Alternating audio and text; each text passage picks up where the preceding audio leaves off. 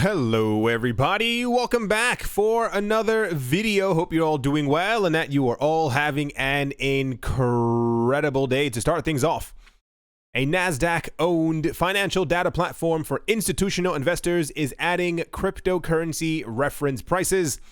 Nasdaq's Quandl platform will source its price information from cryptocurrency price and indices provider CryptoCompare. Based on CryptoCompare's aggregate index datasets, the product will provide up-to-date pricing for the most liquid cryptocurrency markets, according to a press release published on Tuesday. Nasdaq and CryptoCompare have agreed a strategic partnership for the new service called the Nasdaq CryptoCompare Aggregate Crypto Reference Prices. My goodness. Charles Heiter, CryptoCompare's founder and CEO, said, and I do quote, "We are delighted to partner with Nasdaq on a joint venture or aggregate crypto reference price product. Okay. Reliable data in the bedrock of transparent, liquid markets, and by bringing our high-quality, granular data set to a global institutional client base. Via the Quandl platform, we will give traders and investors a competitive edge." End quote. Quandl provides institutional investors such as hedge funds, asset managers, and investment banks with financial, economic, and other data sets. The reason that this is happening, at least part of the reason why I believe so, for those of you who remember, we had information. It was kind of spotty in 2018, and it was more so at the beginning of 2019. We are entering or have entered a very different cryptocurrency space where when we talk about institutional investors kind of getting into the, the spotlight or more into cryptocurrencies, buying up cryptocurrencies, they request or demand very accurate prices. We have a situation right now, I'm sure you've also seen it before, depending on which cryptocurrency website that I'm on, depending on which price metric place that I'm getting my information from, whether it be CoinMarketCap, whether it be the numbers on this side over here, CoinCodex, all the other coin price places, they typically somehow have different numbers. They price and gauge things differently. That's not typically how finance normally works. Normally, the Nasdaq or the New York Stock Exchange will have a set price, and this is kind of the price that everyone bases their stuff off of. Remember before, we had a situation where in 2017 and also 2018, where people were, especially 2017, where people were looking for the price of Bitcoin in different countries, and I think Bitcoin at one point was 8,300, I think, in the States, but it was showing up as around 11,500 in Korea, and it was a completely different price. It had to do with, the supply and demand factor, as far as more people in Korea and Japan were also buying up huge amounts of cryptocurrencies, but it was also causing discrepancies and confusion as to what the actual price of Bitcoin was at that moment. So it's been my belief for a long time.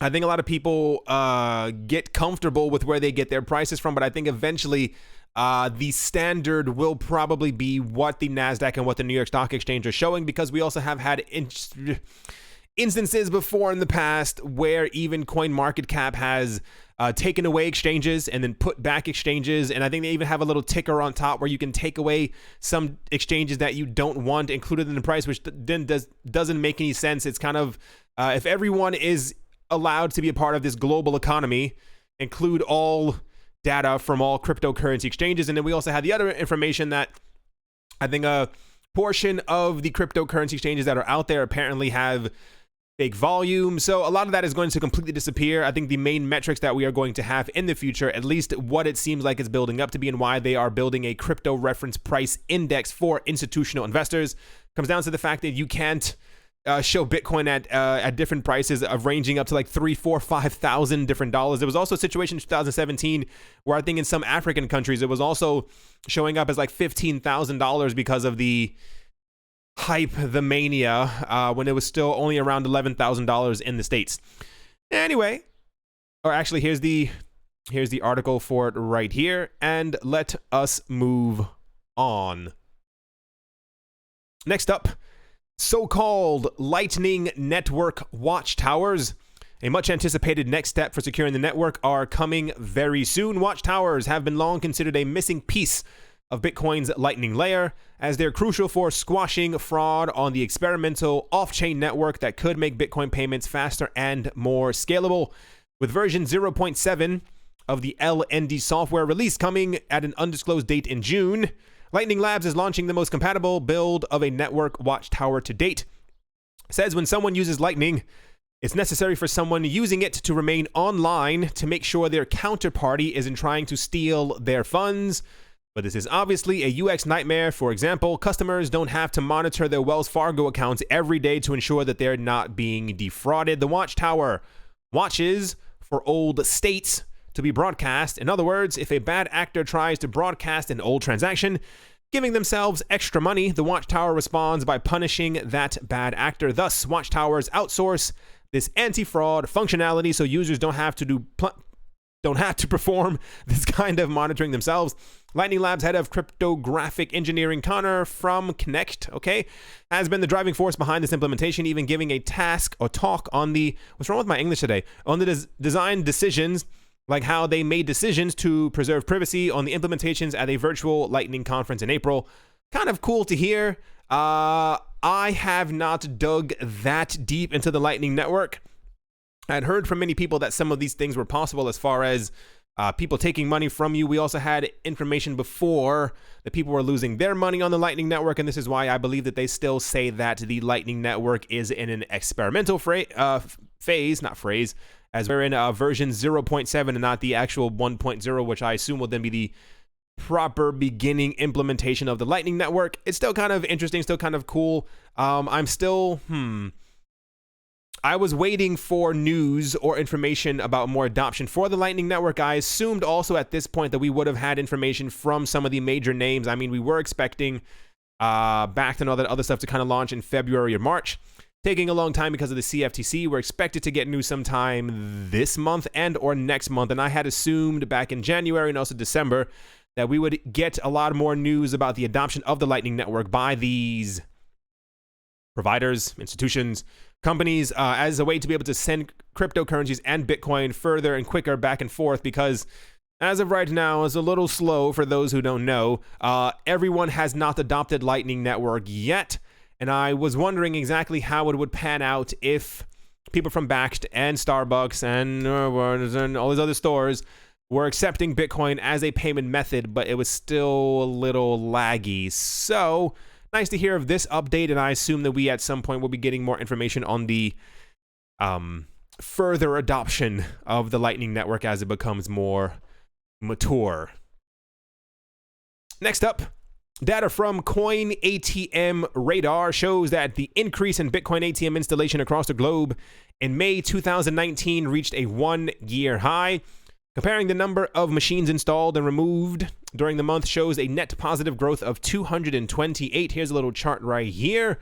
It says operators installed 306 Bitcoin ATMs during the month, bumping up the number of such machines from 4,600 to 4,898. I assume that is a worldwide number. Maybe even not. It says worldwide. I only saw the country flags here. It says US, Canada, Australia, Austria, United States, my gosh, United Kingdom and Australia. That's not fair. United States, United Kingdom, Austria, Australia. That's not fair at all that they put those all together. Anyway, the point is there's a little worldwide button over here, so I guess the number is worldwide. The highest ever net positive growth as recorded by Coin ATM Radar is still 256, achieved in April of 2018. This significant increase in Bitcoin or crypto ATM installation in May 2019 coincides with the market's best month so far in the year. Bitcoin in particular added more than $3,500 to its price in May, increasing by close to 60% in that month alone. It's kind of cool. On two sides, I'm surprised that we actually have this many Bitcoin ATMs around the world. I wish we had a tiny bit more, but I assume that will happen. I'm a very impatient person, for those who did not know.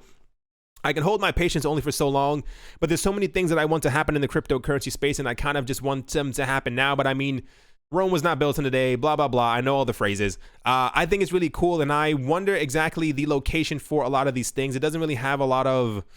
It has like what cryptocurrencies are supported, but not so much like where they are. Like, it's cool and great that they're in the US, Canada, Austria, United Kingdom, Australia, so on and so forth. But I wonder, I assume that there's a lot of restrictions as far as these things being in like South America and parts of Africa and Southeast Asia as well. I was watching something very interesting yesterday on YouTube. I can't remember the name of the video at all. It was something like China's plans for controlling the internet are growing. And it was about how China, for those who don't know, wants to have control over everything that happens within their country, but it's also flowing a lot deeper to their internet now as well, where they're blocking and restricting access to just about everything from the other parts of the world into their country. They're like deleting history also from their websites. It's very, very odd. And they were talking about how this is spreading across other parts of Southeast Asia and also in Russia and other African countries as well, where they're trying to create their own little internet, and they're making sure to restrict anything that could potentially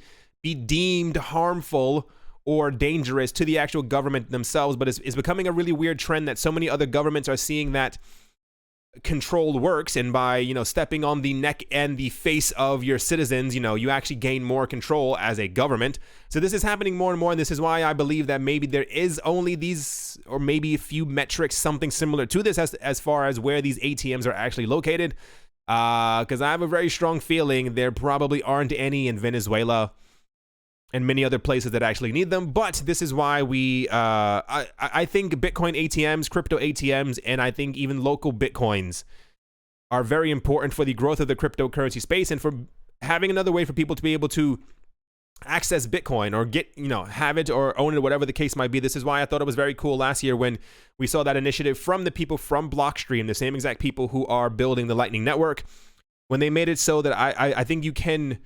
They have like, I think Bitcoin satellites or Lightning Networks satellites or something like that. And I think you were able to like text Bitcoin back and forth. I forgot the exact way that they were explaining it, but I think stuff like that is very important for the future of the cryptocurrency space, at least in my opinion.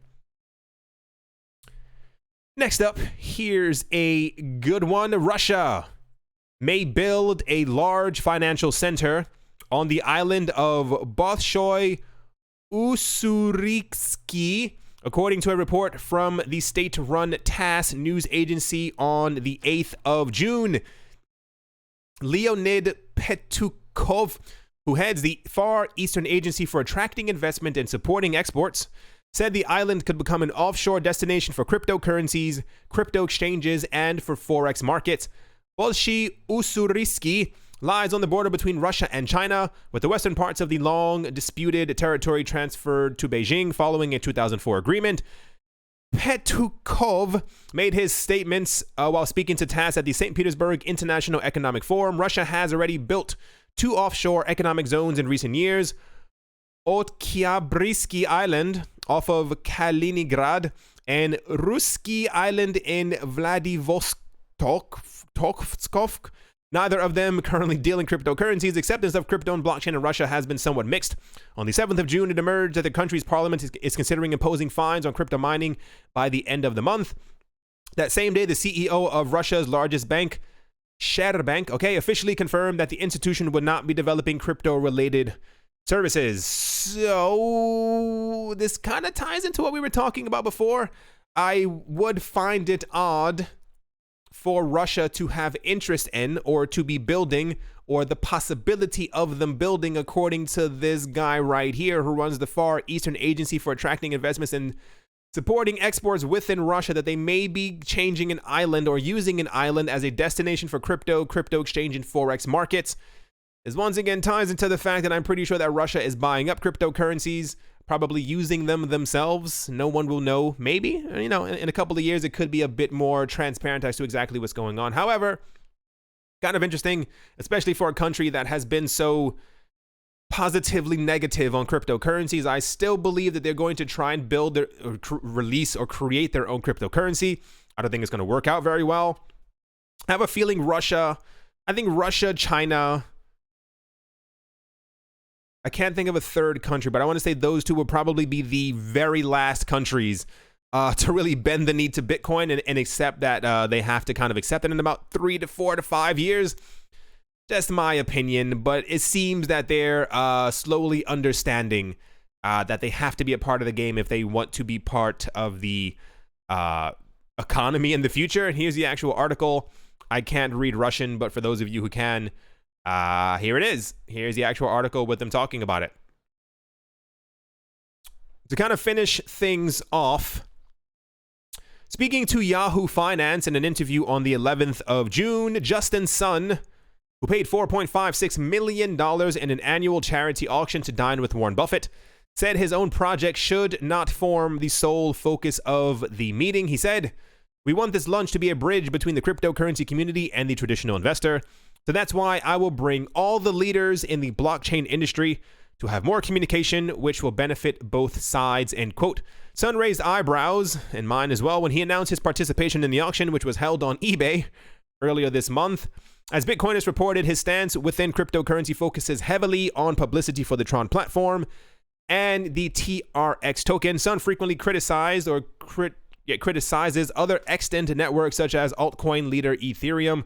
Nevertheless, the event, the date of which remains unknown, will form an interesting occasion when Buffett will be outnumbered at the negotiation table. The 88-year-old Berkshire Hathaway CEO has delivered uniquely sour verdicts on Bitcoin in recent years, variously describing it as poison squared, a gambling device, and not investing. His veteran partner in crime, Berkshire Vice Chairman Charlie Munger, contributed turds and freshly harvested. Oh my gosh. He said that crypto was freshly harvested baby brains. What do they do in their spare time? Sun knows he will also have to work his cut out, voicing doubts about the true potential for anyone to convince Buffett that cryptocurrency is worth gaining exposure to. It might be unrealistic in just 3 hours to convince Warren Buffett to buy cryptocurrencies, he said in response to a tongue-in-cheek question about using the launch to shill Tron. He said, "We just want to show him the recent progress of cryptocurrency and blockchain technology." I've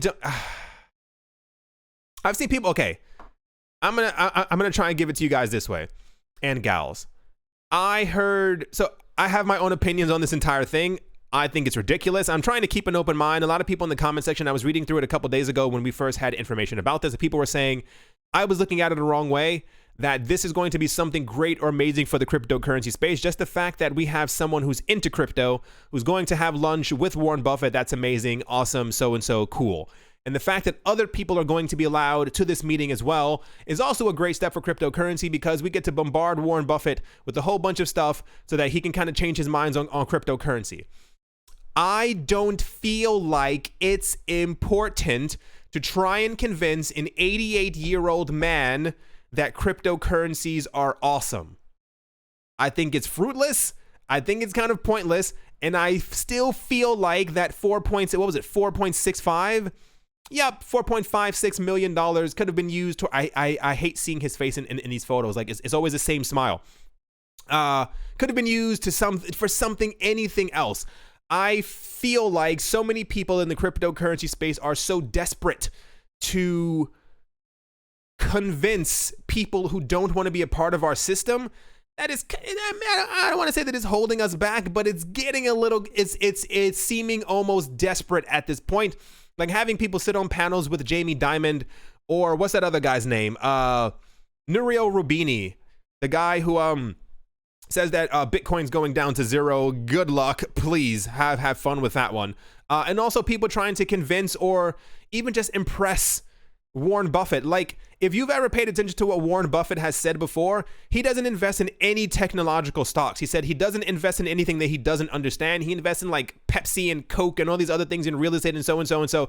It's great that he's done well on his side, but he also didn't invest in Google. He didn't invest in Amazon. He didn't invest in all these major tech things because he said that he didn't understand them. He had no desire to understand them. And this is when he was in his 60s. So I think it's a little pointless to try and convince. He's 88. Who cares what this man has to say at 88 years old? If he didn't invest in Amazon and Google before, he clearly does not know everything. I understand the point of trying to convince him, but it's worthless. It's worth nothing. Like, I don't think there's going to be a point in the next 3 or 4 years where Warren Buffett's going to be like, oh my gosh, they're right. Everyone buy some Bitcoin right now. None of that's going to transpire. I think the only digital silver lining in all of this is that crypto will gain more exposure. I think that's great, but I think that could have been done with the 4.5 million on advertising. Just gonna throw that out there. I think we could have gotten a lot further, unless this is going to, unless he has like Andreas Antonopoulos, like Vitalik Buterin, like all the Hoskinson, like really big heavyweights, like sitting there. It still doesn't make any sense. Like, you still, whatever. We'll see exactly how this ends up going. Like I said before, I have my own feelings about this. I would love I don't know if the other ones have been recorded. I would love if these meetings are recorded because I want to know exactly what's going to end up happening. I have a feeling that Justin Sun is going to be scratching his neck and his arm, desperate to say the word Tron and try and get Warren Buffett to buy TRX tokens. I can feel it in the air. Like this is probably part of the reason why he didn't. And I believe he was probably told by other people, hey, you should invite other people from the cryptocurrency space along with you. He was like, yeah, I guess you're right. Because you know good and well, he won that because he wanted to sit there and talk to 88-year-old Warren Buffett about video games on the Tron network, which would have caused Warren Buffett to probably fall asleep. That's not me being mean. I'm just being realistic about the entire situation. The entire Justin Sun Tron team brigade, a lot of mismanagement of funds. There was also something about a day or two ago where people were talking about how oh gosh, the face. People were talking about how like the BitTorrent token isn't doing very well even after like the $100 million acquisition and the integration into Tron. And I'm like, yeah, because there are other platforms besides BitTorrent. There are other more popular platforms besides BitTorrent, and unless you can really get 1.5 million extra people to the BitTorrent platform to actually use the BitTorrent token, it's kind of all for naught. Anyway, this could be interesting. I'm still reserved if you have not noticed, but this will end up happening. I hope it happens sometime in the summer. I don't want to wait until like November to hear about all of this stuff that's happening. I hope it's recorded. I would love to watch it. I would love to live stream it. I think that'd be pretty fun. Anyway, as always, a very special thank you to my Patreon supporters. They are Auspicious, Agile, and Blockchain, Professor Wally from Gunbot University, SC Verzely Fine Art, Crypto and Beer Shipmate, Brady Niels, L. Doug, Jared Schneider, Wise Night Owl, Shaolin Fried Rice, Gilboa Snake, Crypto Joe, Mohair Maroney, Carl Birchanoff, singer-songwriter Mike Savitz, Rai Rai, Yasha Harari, Amy Starsheen, Jeffrey Ramsey, Crip, Nodic, Clara T. Snowden, Crypto Artist Coldy 3D, Nicholas One Earth, One Piece, One Love, Setsuna, Nick Kanaya, Richie Rich, The Third, RF Dusty, Cody, Vlad the Impaler, Paxis, Tom and Sam are losers, Jeremy the I love that one. Jeremy the Photographer, Jim Gardner, Minting Coins, Arthur Yaku, Nick Mangelavori, Anthony Charles, and Mechanic. Thank you all very much for your support. At the moment, this website's kind of weird. It's showing like a downward trend on the prices, but the prices are up. Before I started the video, the prices were actually in red, like all of them except for Litecoin. Little weird that it's showing a little downtrend. Maybe if I refresh the page. Nope, the prices are even higher, so that metric was completely off as well. Anyway, good news for those who aren't looking at the screen. The prices are going back up. Bitcoin has officially crossed by the $8,000 mark at the time of me making this video. Litecoin is a couple of cents away from 250 US dollars. The winners right now seem to be Litecoin, almost touching $140, up 8.6%, and Binance Coin. There's just no stopping that. It's the weirdest thing in the entire world. Binance Coin is currently sitting at $33 per coin, up 7.6%. We haven't even gotten to a $10,000 Bitcoin yet, which is the moment that it's expected that the world will completely lose their mind and start buying more Bitcoin and other cryptocurrencies. And that's usually when the rest of the market kind of also goes insane. Binance Coin has been shooting up dramatically the last couple of forever, and I wonder what's going to happen to the coin when the market starts like really rapidly shooting up. This is where I think we were getting a lot of those predictions of anywhere from a $300 to $500 Binance Coin. That's going to be very fascinating when that ends up happening. Cardano, okay, good for Cardano. Cardano is also up by 11.75% at the moment. Kind of cool. Any other big winners? Cosmos is up by 6.1%. Zcash is also up by 7.1%. OKB, why not? I mean, live your life. Okay, BitTorrent token's also up by 2%. Kind of cool. No other real major winners. Icon is up by 7%. With a $10 million volume compared to hundreds of millions and billions. Anyway, hope you all enjoyed. Hope you all are having a great day, a great morning, a great afternoon, a great evening, wherever you are, wherever you might be. I hope it's absolutely fantastic. Thank you all once again for watching and listening. I don't know what day today is. Is it Wednesday? I don't remember. Anyway, let's hope that the market continues to go up. I was reading some stuff and they were talking about that this apparently the indicators are showing that there is a new renewed interest in the movement of Bitcoin going upward, and therefore there is a consensus floating around that by the end of this week, or even sometime during the weekend, that we could hit our $9,000 Bitcoin again. And if we do end up hitting a $9,000 Bitcoin, it could be another indication that the market is ready to move up to the $10,000 mark. Not financial advice, but I hope that you all have prepared accordingly as a just in case. I don't want anybody talking about they didn't have enough time to buy. We had all of 2018 and more, slightly 2019, even as prices have been going up. Anyway, thank you all once again for watching and listening, and I hope, and I will, hope you have a great day, and I will be talking to you all soon. See you!